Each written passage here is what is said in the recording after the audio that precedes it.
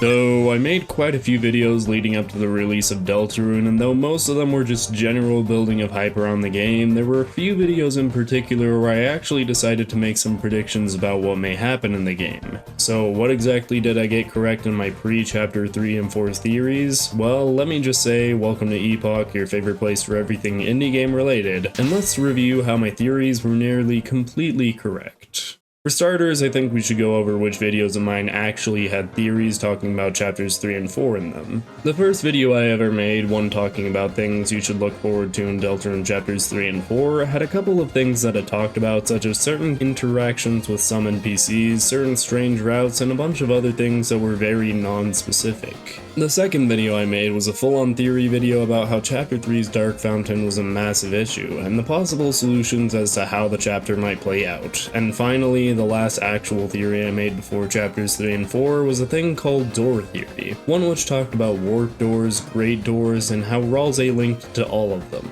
Now I think it would be best if we started with the first one, as that one had the most general predictions, and then move on to the other ones from there, as there are several strange things about the general predictions that I would like to talk about. The first video released, as I stated earlier, contained mostly just general predictions about what we could expect in the next two chapters, such as there will be a main boss, we'll get to see the Eggman again, we'll probably get to see a continuation of the weird route, and other stuff like that, and for the most part the general predictions were correct. There was in fact a main and secret boss throughout these chapters, the chapter 4 boss acting a whole lot more like King in the fact that we didn't get to see it until the end. However, there were several hints throughout the chapter that the Titan's influence was already present, despite it not being summoned yet. And of course, in chapter 3 we had Tenna as the main boss. We also had the two secret bosses, Gerson and the Roaring Knight, that gave us shadow crystals for each of those chapters, so that prediction was pretty spot on. I also guessed that there would be an Eggman encounter for both of these chapters, which of course was correct, and the weird root prediction was also correct. However, all of this is very general guessing that almost everyone was expecting. And one thing that I did get incorrect was an Onion Son encounter.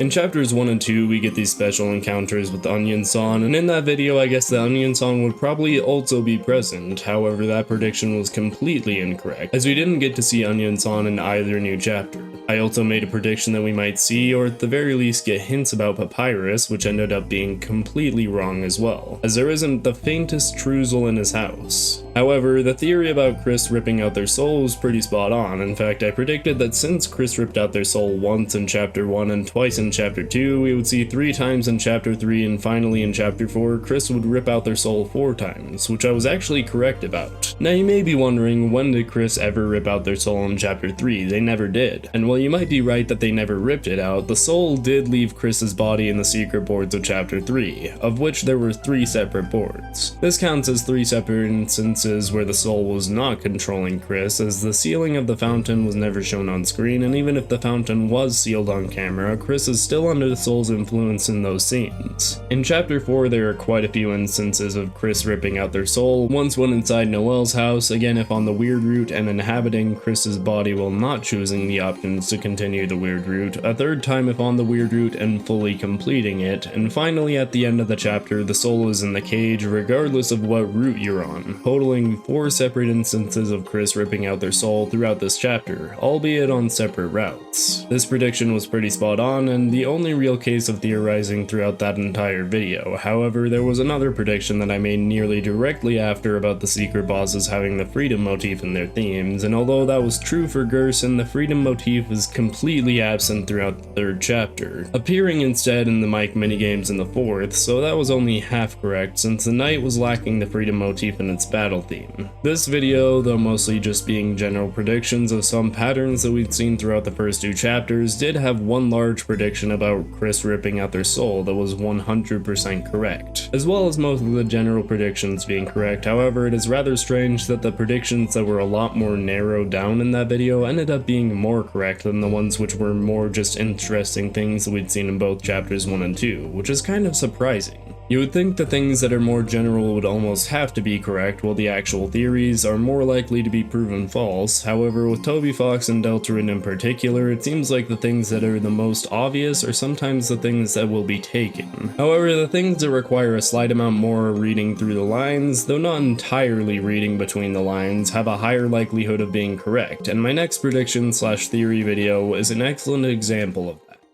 In my video about the problems with the Chapter 3 Dark Fountain, I presented several issues that the Dark World may present us with, such as the Dark World being in close proximity to Kris and Susie, and also the fact that Kris would likely know almost everything about the Dreamer household even in Dark World form, which was very true throughout the sections, as any of the questions that Tenna asks in the quizzes, Kris will know the answer and cough slightly to let us know which one is correct, along with Kris knowing the combinations to the locked doors in this area. So in order to stop Kris from being able to just waltz through the Dark World and close the Dark Fountain, I came up with several outcomes which Tenna may have to utilize to stop the fun game. Now, there were two separate possibilities that I had as to why Tenna would want the Dark Fountain to stay open, one of course being that he's the boss and had to keep Kris from taking the Dark World away, but another reason I came up with is because Kris actually wants the Dark Fountain to stay open, or at the very least for it to stay open long enough for Undyne or one of the other police officers to get there to see the Dark World, which I didn't exactly know why this would be the case. However, it seemed like a very strong possibility at the time and ended up being correct, as the whole reason this Dark World was open was for the Knight to abduct Undyne or possibly Toriel, but it seems like Toriel was more of a red herring for the fun gang while Undyne was the actual target.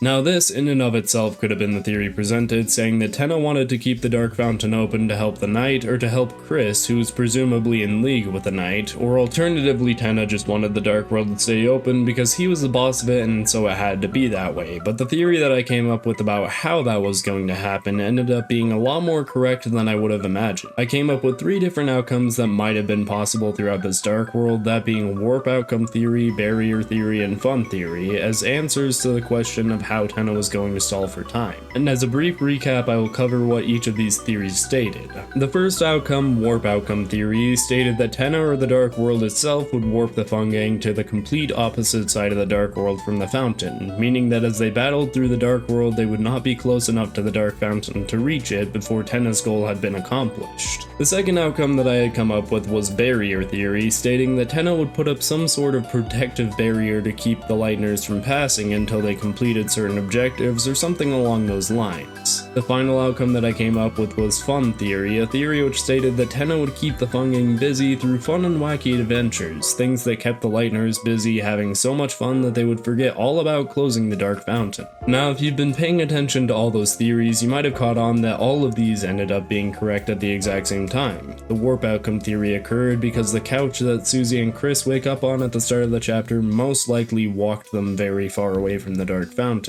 which is why they end up in this barren wasteland instead of close to the Dark Fountain. The second theory, barrier theory, was also correct, as the doorway to the right in the green room, the one which leads us to the Dark Fountain, is blocked by one of these remotes, along with being blocked by several locked doors. Finally, fun theory, the one that I predicted would be the most correct out of the 3, was also correct, the entirety of Chapter 3 being centered around Tenna trying to keep the fun gang occupied with fun little minigames, boards, quests, and adventures for long enough to help the Roaring Knight, all so that Tenna could be relevant again. Needless to say, this entire video was extremely close to the full truth that Chapter 3 had to offer us, not necessarily guessing every little detail or guessing that we would get these Legend of Zelda style boards throughout, but guessing quite a few of the major plot points that would be present inside of the chapter. Overall, this entire video is probably the most correct I will ever get a Deltarune theory to be. Despite my Chapter 5 and 6 predictions being thought out, I don't think I will ever get the point-for-point predictions that this video did again,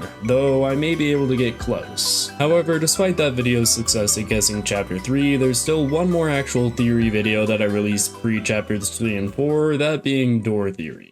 Door theory stated quite a few different things, not only saying that Ralsei was extremely linked to the doors, specifically the warp doors, but also that double doors are almost certainly the entry point to the Dark Worlds, which apart from Chapter 3 in Kris's house has seemed to be true for the rest of the Dark Worlds we've been in. But another point that I made was about the Great Door in Chapter 1. Inside Castletown there's this door called the Great Door, one which represents the door that separates the abandoned classroom from the supply closet, and I made an interesting guess that there would be more doors just just like this in the next chapters. This theory wasn't that backed up by evidence, as we didn't see any doors like this in the cyber world despite certainly having the opportunity to. However, despite not having too much evidence to back up why this might happen apart from these great doors representing actual doors in the light world, this part of the theory ended up being very correct. At the end of chapter 3, we get to see one of these doors which leads us to the light world, and in chapter 4 we see a door extremely similar that keeps us from accessing this room which the knight fled into,